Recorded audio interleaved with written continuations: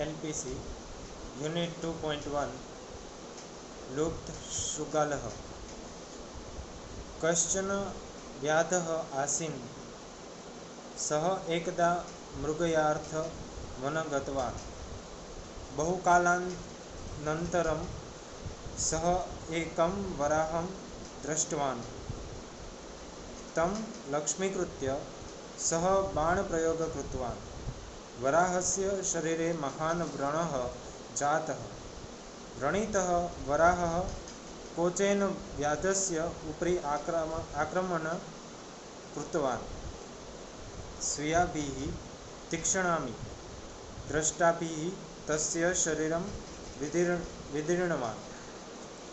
तेन व्याधः मृतः। बाणप्रहारवेदनया वराहः अपि मृतः।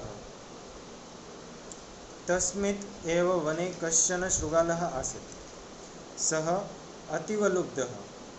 सः शृगालः आहारान्वेषणं कुर्वन् तत्र एव आगतवान्।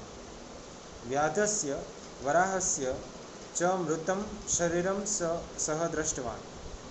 तत् दृष्ट्वा सः चिन्तितवान्, अधः मम देवम् अनुकूलम् अस्ति।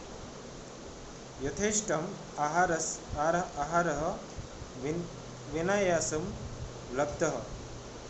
एषः आहारः बहुदिनानि कृते पर्याप्तः भविष्यति। अतः प्रतिदिनम् अपि किञ्चिदेव खादामि इति। अनन्तरं सः व्याधस्य शरीरं परिशीलितवान्। तस्य शरीरस्य पार्श्वे चापः पतितः आसीत्। चापे चर्मनिर्मिता रज्जुः बद्ध्वा आसीत्। तत् दृष्ट्वा शृगालः, अद्य एतां चर्मणः रज्जुं खादामि, अन्यतः सर्वपश्चात् खादामि इति चिन्तितवान्। चापस्य एकां कोटिं मुखे स्थापयित्वा सः दन्तेः रज्जुं छेदितवान्। परन्तु यदा रज्जुः भग्ना तदा चापस्य कोटिः शृगालस्य मस्तकं विदीर्य बहिः आगता। शृगालः तया वेदनया तत्क्षणे एव मृतः अभवत्।